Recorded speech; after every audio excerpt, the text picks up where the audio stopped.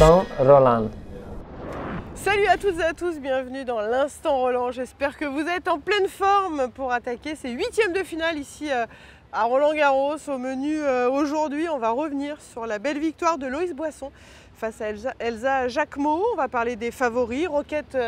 Roquette, elle est belle, c'est la Rochette au scanner. C'est le côté Roquette Chou-Fleur d'hier. C'est le Roquette Chou-Fleur qui va rester. Ouais. Donc Roquette au scanner. Chou-Fleur au scanner. Chou-Fleur au scanner, voilà, on aura une petite séquence aussi tatouage. Une belle question du jour. Est-ce que vous êtes pour ou contre les oreillettes pour les coachs? On va débattre avec Laurent. Ce qui est bien, c'est qu'on n'est pas du tout d'accord sur le sujet. Comment ça va, Laurent? Bah écoute, toi tu dois être assez en transe, non? En tant que fan du PSG. Je suis en transe, effectivement, en tant que fan du PSG, c'est magnifique. Ouais. Avec cette belle victoire hier face à l'Inter de Milan, 5-0. Je te propose, hier on est allé en immersion sur le match de Loïs Boisson et d'Elsa Jacquemot. On a fait ça d'où? Ouais, il me semble, on a passé un bon moment aussi. Ah ouais, ok. On regarde ce sujet et on écoutera aussi le coach de Loïs Boisson.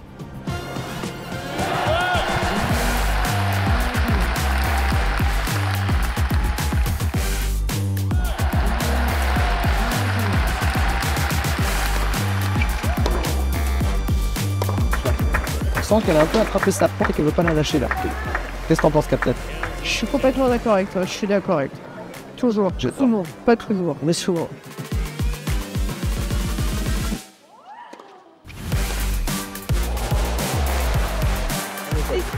Loïs Boisson, ouais, bon set, bienvenue. Ouais, un beau set. Je trouve que Loïs a vraiment joué de manière agressive jusqu'à 4 ans en premier.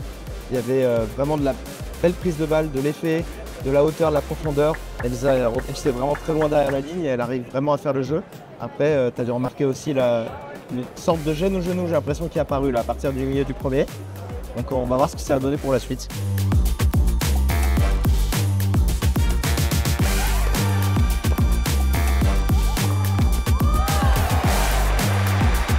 Quand elle a perdu le premier, elle n'avait pas d'attitude particulièrement négative, elle était bien dedans. Et c'est peut-être ça qui la fera gagner aujourd'hui.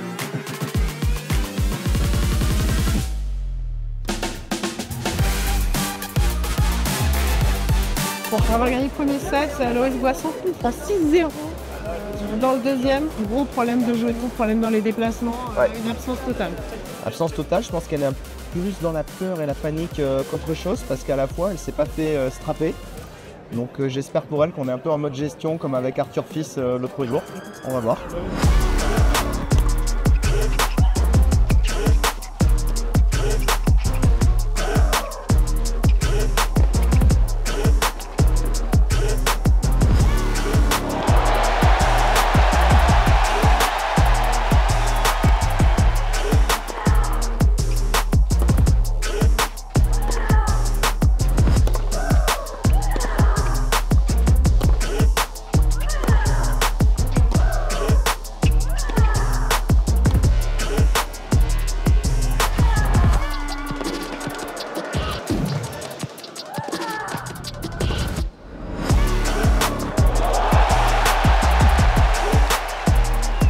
C'est hyper étonnant ce qui est en train de se passer. Je pensais vraiment que Loïs allait finir à 5-4. Il y a eu des points extraordinaires. Honnêtement, là, t'as vu, hein, tout le monde s'est levé. Hein, c'est un vrai plaisir là, ce match. Et je trouve que dès que Loïs fait un peu d'angle, Elsa n'a pas forcément de répondant. Mais dès que Loïs joue trop central, Elsa, elle peut passer 5, 10, 15 balles, quoi.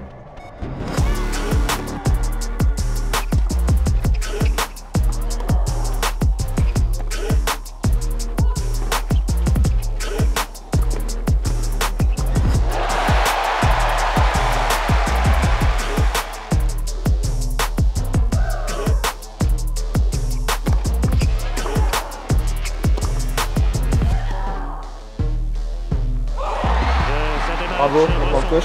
Première, deuxième semaine avec Loïs, depuis que tu travailles avec Camille, c'était avec Caro avant. Ouais. Comment tu te sens là tout de suite maintenant? Bah, je suis comme elle, hein, je suis hyper heureux de cette victoire. En plus, c'était vraiment difficile comme match. À la fin, là, c'était d'une tension incroyable entre les deux. Donc, s'en sortir comme ça, c'est encore mieux. Et je me sens un peu, oui, forcément, l'énergie. Oh, là, vous êtes costaud mentalement tous les deux. C'est gentil. Bravo poulet. Allez, merci. Ciao. Ciao. Laurent, j'ai bien aimé aussi l'intervention de Florian René. On sent beaucoup de retenue. Alors, je ne sais pas s'il y a de la timidité, mais on sent que déjà le coach en plus, il n'a pas du tout envie d'être mis en lumière. Est-ce que tu as ressenti comme ça? Cette victoire, elle est juste exceptionnelle. On en a parlé du parcours ces derniers mois de Loïs Boisson. Ses problèmes physiques là, se retrouvent en 8e de finale, 2e semaine à Roland-Garros. C'est le rêve absolu. Florian est quelqu'un qui n'a jamais aimé la lumière. Même quand il était avec Caroline Garcia qui l'entraînait, c'était quelqu'un qui restait extrêmement discret alors qu'il avait un rôle extrêmement majeur dans sa structure d'entraînement. Et je trouve que justement, ils ont un côté où ils se ressemblent un peu, où Loïs est assez introverti quand elle joue. Et Florian qui est quelqu'un de très ambitieux pour Loïs, mais qui ne va pas forcément beaucoup l'exprimer en public. Je voudrais qu'on revienne aussi sur le tennis féminin. Je trouve ça cool de voir une joueuse en 2e semaine. C'est vrai qu'on avait perdu un peu l'habitude, on l'a eu les autres années. Et je trouve que ça fait vent de fraîcheur. 22 ans seulement pour Loïs Boisson. On n'en a pas beaucoup parlé dans le passé, mais quand on voit cette qualité de jeu, on peut imaginer, on ne va pas s'enflammer non plus, il faut qu'on reste terre à terre, mais on peut imaginer que cette joueuse continue de progresser et un jour s'installe dans les 100. Et quand on voit la qualité de frappe, quelque part, elle n'a rien à envier aux toutes meilleures. Pour moi, c'est une joueuse, si elle arrive à progresser un peu plus dans sa vitesse de déplacement et qu'elle arrive à obtenir un vrai revers solide, je pense qu'il y aura beaucoup de choses. Parce qu'elle a un revers long de ligne de ouf. Elle a un revers long de ligne qui est très solide. Revers croisé, elle a un peu plus de difficulté à vraiment le poser dans la zone de manière régulière.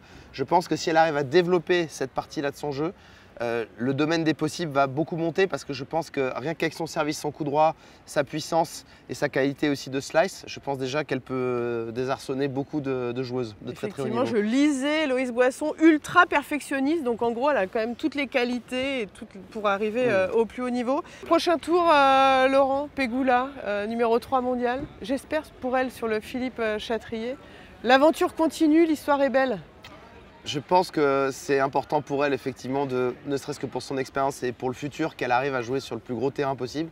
J'espère qu'elle jouera sur le Chatrier et pas sur le Langlaine. Après, voilà, la question d'un point de vue du jeu, est-ce que le fait que Pegula va être peut-être plus agressive que les joueuses qu'elle a rencontrées jusqu'à présent va l'empêcher de décaler coup droit? Est-ce que ça va l'empêcher de jouer aussi haut qu'elle le voudrait? Ça, on aura vite la réponse. On aura la réponse effectivement dès demain pour Loïs Boisson. L'aventure continue et nous en sommes ravis. On va parler maintenant des favoris. On va commencer par les femmes et c'est passé pour Coco Gauff qui s'est imposée face à Bouskova 6-1, 7-6 facile en 2-7. Kasatkina qui a battu 6-1, 7-5 Badosas, pareil, un Kasatkina, on n'en parle pas beaucoup, mais ça passe encore en 2-7, c'est fluide, ça joue bien au tennis. Beaucoup de stabilité. J'ai vu la fin de son match forcément parce qu'on s'est installé assez tôt pour avoir une chance de regarder Loïs et Elsa. Je trouve que c'est une joueuse qui est très stable dans son jeu, qui a une belle maîtrise, elle a un jeu posé, beaucoup plus dangereuse que ce qu'on pense. Andreeva qui met 3-1 à Putintseva. Je pensais que le match aurait été un peu équilibré, pas du tout, 3-1, hop, facile. À l'instar de l'autre joueuse russe dont on vient de parler, pareil, Mira Andreeva est une joueuse qui a une telle maîtrise et un tel contrôle en fait de ses frappes dans son jeu que c'est pas facile en fait quand tu prends tout le temps une frappe qui est profonde, qui est un peu dans l'angle, etc. C'est à la longue, mais ça fait rater et ça fait faire des erreurs forcées et tu as l'impression que tu te fais croquer au fur et à mesure, ce qu'elle fait à la perfection. Les favorites avancent dans le tournoi de manière assez tranquille en 2-7 sur les 3 matchs que nous venons d'évoquer. On va passer aux hommes. Alors ça passe aussi facilement. Alors c'est carrément une balade pour Sinner, une boucherie qui met 0, 1 et 2 à l'EEK. 1h34. C'est incroyable. Il joue l'acier 30. Mais en plus, l'EHK, il sert à plus de 200 toutes les premières. Non, mais je veux dire, comment tu laisses 3 jeux sur 3 sets à un mec de ce niveau-là qui est 30e mondial environ? Là, ça, c'est très très impressionnant. Ça, c'est vrai. Pour moi, c'est aussi impressionnant que l'énorme toll qu'il a mise à Casper Ruud à Rome, où il lui avait mis 0 et 1. Pour moi, c'est de la même trempe. C'est hallucinant la qualité de niveau de jeu qu'il peut avoir. Effectivement, là, c'est monstrueux. Alexander Zverev qui s'impose en 3-7, 6-2. 7-6-6-1 face à Koboli, pareil, Zverev, ces dernières semaines, c'était pas foufou. Là, ça passe tranquille, hein. C'était tellement pas foufou que mon pronostic d'hier était très généreux envers Koboli. C'est vrai, t'as raison. Là, je crois qu'Alexander, il m'a mis une petite fessée en me disant non, calme-toi, je suis toujours là. C'est bien, il t'a rappelé à l'ordre. Après, c'était bien, t'avais pris un risque, voilà, c'est un risque qu'il n'a pas payé. Tu m'as chauffé aussi, tu m'as dit, allez, prends un risque. J'ai fait, ok. Tu m'as écouté, tu m'écoutes trop parfois, faut pas écouter mes conneries, hein, parce que je suis pas forcément de bons conseils. Souvent, oui, mais pas là. Les Fonseca contre Draper, ça me plaît, parce que moi j'ai un petit faible hein, quand même pour Draper, 6-2, 6-4, 6-2. Franchement, pareil, facile. Alors moi, ce que j'adore chez Draper, c'est son coup droit, qui est juste incroyable. Puis, je sais pas, il dégage une espèce de puissance et de sérénité sur le terrain. C'est fort. C'est monstrueux. Fonseca faisait 18 ans hier. Ça, je tiens à le dire. Il faisait plus 18 ans que ce que je pensais. Ouais, je m'étais un peu enflammé aussi sur 5-7, etc. Donc clairement, Draper lui a vraiment marché dessus. Et je vais faire un petit cocorico quand même. C'est dire à quel point Gaël Monfils jouait bien quand même dans ce tournoi. Parce que Gaël a fait quand même un match parfaitement solide contre Draper et on voit après ce que fait Draper sur le tour suivant. C'est fort. Et hier, en session de soirée, donc pendant le match du PSG, Djoko Misolic, 6-3, 6-4, 6-2. La maîtrise. Oula, La maîtrise. maîtrise totale. Maîtrise des zones, tennis posé, contrôlé. Voilà, je vois toujours pas Djoko gagner le tournoi, pour être très honnête. Mais par contre, je le trouve de plus en plus impressionnant, donc à voir. À voir, parce que franchement, sur ces joueurs avec des carrières juste exceptionnelles, Djokovic a signé sa 99e victoire ici à Roland-Garros. Seulement. Donc au prochain tour, ce serait la 100e, franchement.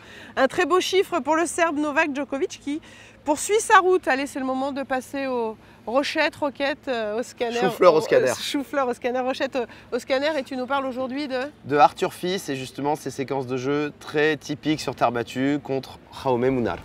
Arthur Fils est un joueur typique de terre battue, mais il est capable de s'adapter en fonction de ses adversaires. Ici, il va jouer longue ligne et il va faire une erreur qu'il fait parfois, c'est-à-dire qu'il a trop tendance en décalage coup droit à rejouer plein coup droit de l'adversaire, donc il se remet à courir. Et ce qui est très malin, c'est qu'il enchaîne une frappe en coup droit et une frappe en revers en longue ligne, ce qui va perturber Munar dans ses replacements avant de faire son fameux coup droit croisé incroyable, qui pour moi fait partie des meilleurs du monde dans ce domaine, pour après ensuite terminer tranquillement le point avec son match. C'est extrêmement bien joué. Magnifique palette encore, Laurent. Merci, franchement, c'est précis, efficace. On apprend des choses tous les jours grâce à Laurent. Arthur Fils, petit problème au dos, fracture de fatigue. Alors quand je dis petit problème, j'espère que ça va être assez rapide parce qu'en général, c'est des blessures qui peuvent durer un petit peu. Elles sont très irrégulières. Hein. Tu peux être bien au bout d'un mois ou deux et être toujours mal au bout de 10 mois. Donc là, faut qu'on soit positif là. Voilà. T'es positif depuis le début, on reste positif. Je suis positif parce qu'il est jeune. Tu as une fracture de fatigue au dos quand tu as 32, je suis un peu moins optimiste que quand on a 20 ou 22. Bon, Émilie, il paraît que ton envie de tourisme continue. Après avoir fait Jambouin, le Parc des Princes, il paraît que tu envisageais éventuellement d'aller chez le tatoueur.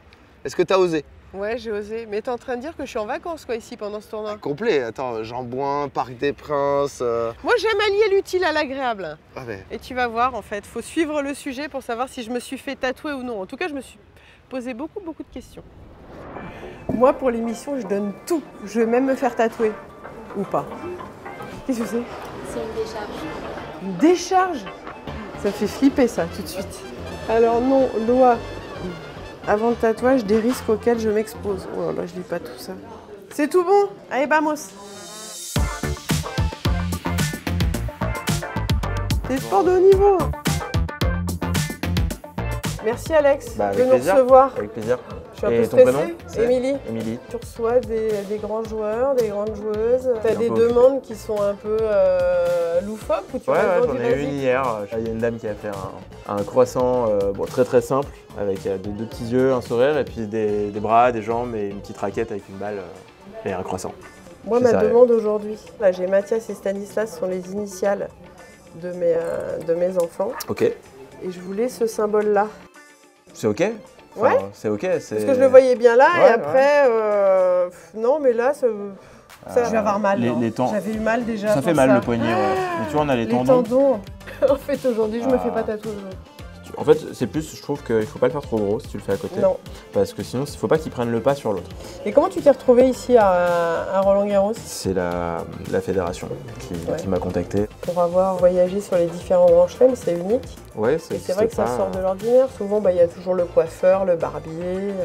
Mais là, ce qui est bien, c'est qu'on va pouvoir voir déjà. Là, on est pas mal. On est pas mal. Alors? Ouais, j'aime bien. C'est parti? C'est vendu. Ok. Ça y est, je suis emballée.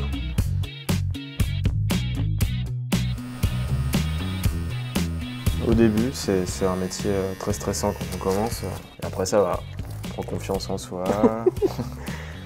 Après, il faut avoir confiance, mais pas trop non plus pour garder la concentration et l'exigence. C'est du sport de haut niveau, hein, tout converge. Là, pour le premier, j'avais souffert, Laura. Là... Ouais, mais je te dis, ça m'étonne pas. C'est tout bon? C'est magnifique. Ça te va? C'est parfait, c'est exactement ce que je voulais. On l'a fait. Très bien. C'est un peu rouge là, c'est normal. Oui, ça fait à peu près entre 2000 et 3000 piqûres à la minute quand même. Avec plaisir. Hyper sympa, merci pour l'accueil, c'était trop cool. C'est bon? Je l'ai fait. J'ai bien tergiversé quand même, hein. Je me suis posé pas mal de questions, j'ai l'impression d'être revenu en arrière. 10 ans en arrière, quand j'étais sur le terrain de tennis, ça me posait des questions sur la tactique. Et là, ça y est, c'est validé. Tu l'as fait, hein? Bah ouais. Tu l'as fait? Je me suis posé la question quand même, hein. C'était pas si... Prochaine étape, les toboggans d'Aqua Boulevard, maintenant pour Émilie. Oh, tu parles d'étape, toi.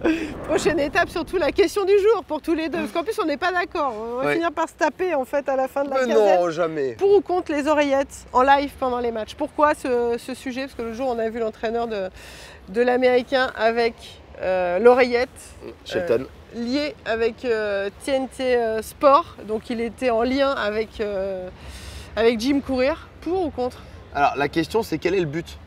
J'aimerais que tu m'expliques le but, en fait, pourquoi le père Shelton avait ça dans le but, c'est de faire partager, d'être en immersion, de faire partager le public, que le papa et coach de Ben Shelton puisse donner son avis en live. Et je trouve, j'aime bien, moi, ce côté américain, ce côté show, on le voit en NBA énormément. Moi, j'aime bien cette relation, en fait, cette proximité qu'on peut avoir. Et je trouve que ça amène du show pour le tennis. J'aime bien, moi. Moi, j'aime bien. J'aime cette modernité. Je peux comprendre ta position. J'aime bien aussi quand même, je dois avouer, entendre les entraîneurs s'exprimer, notamment depuis qu'il y a les micros au Player Box, on les entend un peu parler, notamment l'ami Juan Carlos Ferrero qui parle à tous les points avec Carlos. Et parlant espagnol, c'est vrai que pour moi, je me régale du coup à chaque fois. Cependant, je trouve qu'il faut utiliser le truc à bon escient. C'est sûr que si le père Shelton, il y a absolument tout ce qu'il raconte qui passe à la télévision, je trouve que ça peut être un problème. Donc, il faut mais il est au changement de côté, en fin de set. C'est quoi, c'est une interview qu'ils lui font? Ouais. Bah, si ça reste dans le domaine de l'interview, ok, ça passe. Par contre, si c'est exploiter le fait qu'il ait une oreillette pour justement avoir le détail de ce qu'il peut raconter à son fils pendant le match, tous les plans tactiques, la gestion émotionnelle et tout, ça je suis moins fan. Ça met en avant pour moi, hein, ça met en avant le coach, tout simplement. Il y a le joueur effectivement sur le terrain, le fait qu'il y ait l'oreillette avec le coach, ça permet pour lui d'intervenir. Je comprends ta position, moi je mets un peu de modération. Tu as complètement raison. Finalement, tu vois, tu as réussi à me convaincre sur la modération. Allez, on passe au programme du jour qui est très très beau à nouveau ici à Roland-Garros. On va commencer avec Paolini contre Svitolina, premier duel de la journée à 11h. Étant très fan de Paolini, je vais gentiment aller voir le match. J'adore cette joueuse, je trouve qu'elle a un physique exceptionnel, elle a un toucher de balle exceptionnel, elle a une qualité de frappe, une technique qui est vraiment excellente. Et j'adore la voir jouer et cette année, je pense qu'elle peut gagner le tournoi en plus, donc ouais. Là, il s'enflamme totalement. Pizza pasta. Pizza pasta. Rybakina, Swiatek. Pareil, Swiatek, j'aimerais qu'elle continue à revenir petit à petit à haut niveau. J'ai vu son match complet sur le tour précédent où le premier set, elle a vraiment marché sur l'adversaire. Après, il y a eu pas mal d'erreurs. Elle a mis du temps à trouver la solution pour breaker, notamment en retour, elle avait du mal. Donc on va voir si elle arrive à être en amélioration aujourd'hui. Shelton Alcaraz. Ça va être chaud bouillant, ça. Ça, c'est bon. Ça va frapper. Ça, tu vas y être aussi, celui-là. Pronostic d'ailleurs? Moi j'ai un faible pour Alcaraz, donc c'est le cœur qui parle. Moi, il n'y a que le cœur qui parle. Ouais, je pense qu'Alcaraz gagnera aussi. Mais ça va être un très beau match. Musetti-Rune. Musetti-Rune en session de soirée. Ça va être assez explosif. J'aimerais que Musetti gagne parce que je préfère son tennis, je préfère sa variété, je préfère son toucher. J'aime pas le côté un peu trop brut de Rune. J'aime bien quand même, alors que je suis pas en revers à une main, mais j'aime bien l'élégance de ce coup. Donc ça fait plaisir de voir des revers à une main durer dans le tournoi. Effectivement, moi aussi. On va suivre ça, cette belle journée qui nous attend ici à Roland-Garros. Merci beaucoup Laurent pour toutes ces précisions, cette analyse. Toujours un plaisir d'être à tes côtés tous les jours. Et pour finir, petite séance de jonglage. On a parlé du Paris Saint-Germain hier et on voit que les joueurs, en fait, il y a souvent tennis-ballon au tennis. Vous allez pouvoir constater que les joueurs et les joueuses maîtrisent bien le pied et la petite balle jaune.